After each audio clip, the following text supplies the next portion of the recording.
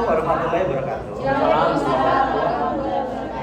jadi itu yang dari kelompok 1 dan 3. Di sini kami dari kelompok 2 itu akan menjelaskan tentang peran guru penggerak di sini sehubungan dengan kelompok 3 dan 4. Seperti yang kita tahu bahwa sebagai peran guru penggerak di poin 3 itu kita memilih dari menjadi coach bagi guru lain. Yang mana di sini itu kita yang pertama itu mencari narasumber yang relevan terkait dengan kebutuhan belajar. Yang kedua itu menyelenggarakan kegiatan belajar di komunitas. Nah, seperti yang kita tahu bahwa kita membentuk suatu komunitas praktisi, tapi khususnya itu dari guru-guru SD dan guru SMP.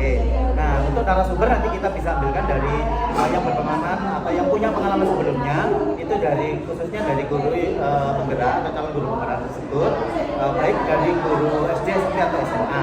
Maka dari di sini itu kita yang pertama itu kita menentukan dulu untuk komunitas kita itu apa sih namanya. Nah, maka kita itu akan membentuk suatu komunitas baru, yaitu komunitas guru kreatif.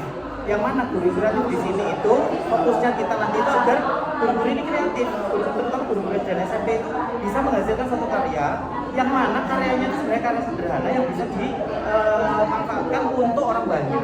Yang mana di situ nanti dikomunikasikan. Nah, di sini untuk komunitas guru kreatif di sini itu guru-guru SD dan SMP itu mempunyai karya atau berbagi peran baik, tapi berimbas ke guru-guru SD SMP atau guru SMA atau masyarakat di Kota Mojokerto. Maka di sini guru kreatif di sini itu termasuk nanti bisa membuat konten sendiri atau sebagai konten kreator. Yang mana pastinya di sini nanti kita mengadakan pelatihan untuk public speaking bagi guru SD dan SMP tersebut agar mereka percaya diri dan mereka bisa menghasilkan suatu karya. Dan bagaimana menghasilkan karya itu melalui suatu komunitas yang disebut dengan komunitas praktisi dengan topik atau dengan nama komunitas guru kreatif tersebut. Nah, pada akhirnya nanti akan menciptakan atau memunculkan atau melahirkan guru-guru SD dan SMP yang sebagai konten kreator yang bisa bermanfaat bagi orang banyak dan bisa juga menghasilkan pundi-pundi uang bagi guru-guru tersebut begitu. Selain share atau berbagi praksi baik. Nah, yang mana di situ untuk guru SD dan SMP kita batasi untuk sementara itu di Kota Mojokerto gitu ya, lingkup yang kecil dulu. Nah, kemudian nanti itu akan memanggil narasumber yang mana di sini itu saya sendiri ya, Pak Dedi dari SMA 2 Mojokerto.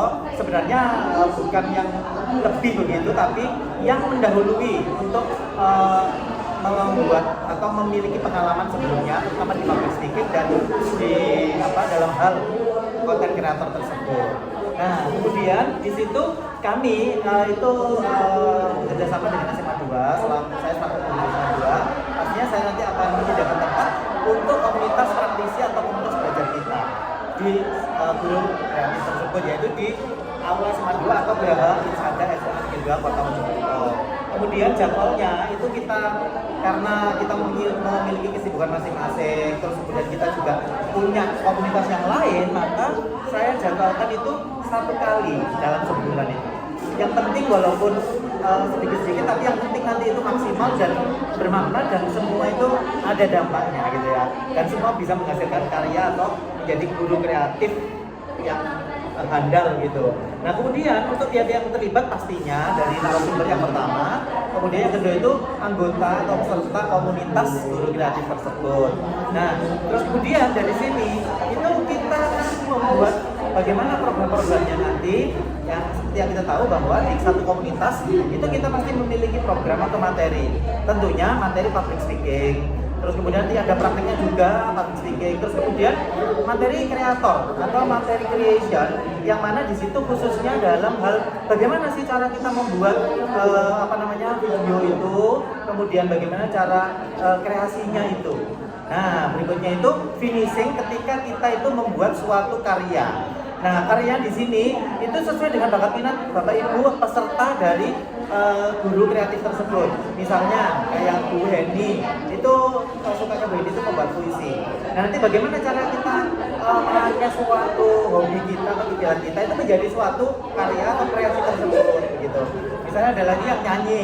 Nanti ada, jadi intinya itu kita tidak melulu kita tetap menciptakan suatu kolaborasi dan suatu kebebasan atau merdeka untuk anggota yang di guru kreatif tersebut. Jadi sesuai dengan bakat minatnya, tapi pembekalan di sini itu nanti saya selaku narasumber nanti saya akan memberi suatu imbas kepada anggota agar mereka itu maksimal dalam hobinya dan berkarya dan berdampak buat orang lain. Misalkan Bapak Ibu menggunakan sifatnya scrolling program TikTok tersebut untuk bermanfaat pembelajaran dan sebagainya. Anak-anak kelas itu kita bisa memberikan konten ketika anak-anak berhasil bikin produk pembelajaran yang bisa dijadikan konten yang bermanfaat. Nah, betul tadi apa yang dikatakan Bu Eli. Jadi isinya di komunitas ini nanti benar-benar bermanfaat dan menghasilkan guru-guru yang kreatif dan bisa menjadi suatu guru yang berkreasi atau kreator gitu ya. Oke, mungkin ada yang ditanyakan dari Ibu atau dari Bapaknya. Bagus sekali. Iya. Itu Pak, kalau ini membuat komunitas, Iya. berarti ini ada sumber dana. Kira-kira ini sumber dana mandiri atau kira-kira proposal atau Tadinya di sini tuh rencananya itu mau buat sumber dana terus ada materi. Berhubung itu kita belajar aja waktunya habis tadi. Kita jelas ya saya gitu. Nah untuk sumber dana yang pertama, sumber dana utama adalah itu dari anggota. Jadi dari anggota nanti kayak iuran.